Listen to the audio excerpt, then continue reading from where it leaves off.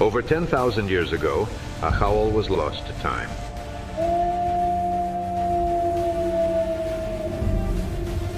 But today it returns.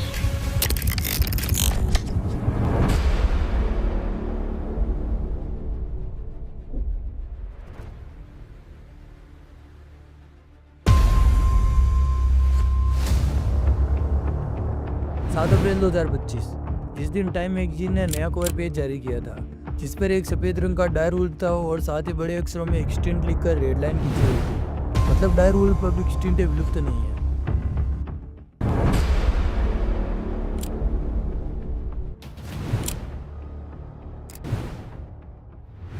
Dyer wolf जिनको आज पृथ्वी पर जिंदा होना ही नहीं चाहिए था, क्योंकि आज से 12,000 साल पहले आइस एज में पृथ्वी पर मौजूद मेमथ जैसे बड़े जीवों का शिकार करने वाले इन भेड़ियों को पृथ्वी ने खुद मिटा दिया था। बट अभी के टाइम ये जिंदा है, आखिर कैसे, यह जानने के लिए पास्ट में चलते हैं।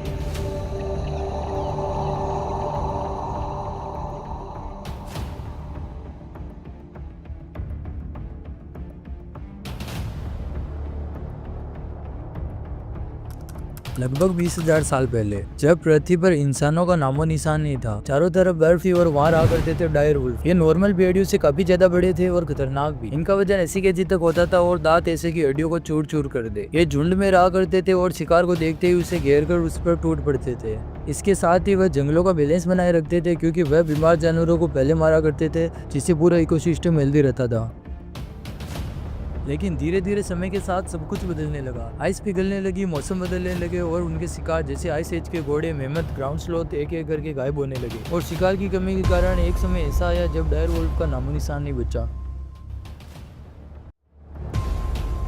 हजारों साल बाद जब इंसानों ने धरती को खोदना शुरू किया, तब उनको एक्सटिंक्ट हुए जीवों की हड्डियां मिली। वहाँ डायर वुल्फ का डीएनए भी मिला, जिससे अमेरिका की एक कंपनी कोलोसल बायोटेक के साइंटिस्टों ने एक 13,000 साल पुराने दांत जो अमेरिका के ओहियो में एंड एक 72,000 साल पुराने कान की हड्डी जो इदाहो में मिली थी से निकाला।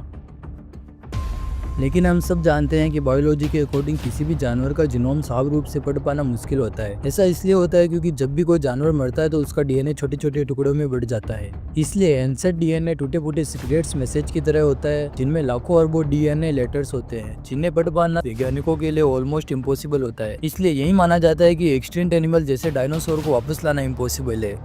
लेकिन कोलोसल बायोटेक कंपनी ने यह काम कर दिया। उन्होंने डायर वुल्फ के डीएनए की स्टडी करी और साथ ही कॉमन ग्रे वुल्फ के डीएनए की भी स्टडी करी। दोनों तरह के भेड़ियों के डीएनए पर स्टडी करने के बाद वैज्ञानिकों को समझ में आया कि आम भेड़ियों के 14 जीन्स में चेंज किए जाए तो डायर वुल्फ को जन्म दिया जा सकता है। उसके बाद वैज्ञानिकों ने ग्रे वुल्फ की रक्त धमनिकाओं से डीएनए निकाला और इनके 14 जीन्स में चेंज किए।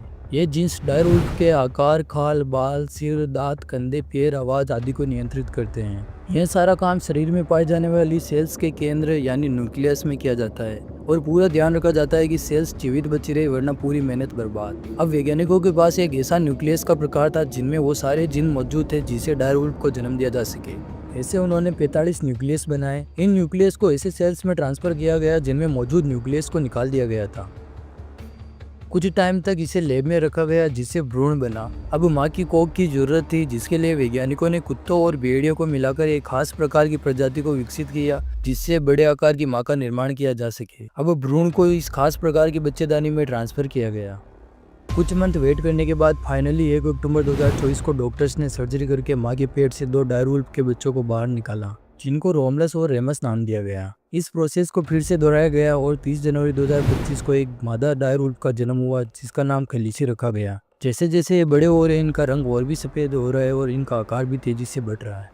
इनके साथ ही अब एक सवाल पैदा होता है कि क्या डायर वुल्फ को 12,000 साल बाद वापस लाने पर ये आज के इन्वायरमेंट में सर्वाइव कर पाएंगे? देखो, नेचर का एक सिंपल सा रूल है, वही स्पीसीज सर्वाइव कर पाएंगे जो अपने आसपास के इन्वायरमेंट से अडेप्ट कर जाएंगे। फॉर एग्जांपल, अगर हमारा जन्म डायनासोर के टाइम हो गया होता तो हम सर्वाइव नहीं कर पाते, क्योंकि उस टाइम ऐसा इन्वायरमेंट था ही नहीं कि हम इंसान जिंदा रह सके। ठीक इसी प्रकार डायर वुल्फ को जिस दुनिया में जीवित किया गया, यह वह दुनिया है ही नहीं जहाँ वो रहा करते थे, ना वो जंगल ना वो शिकार।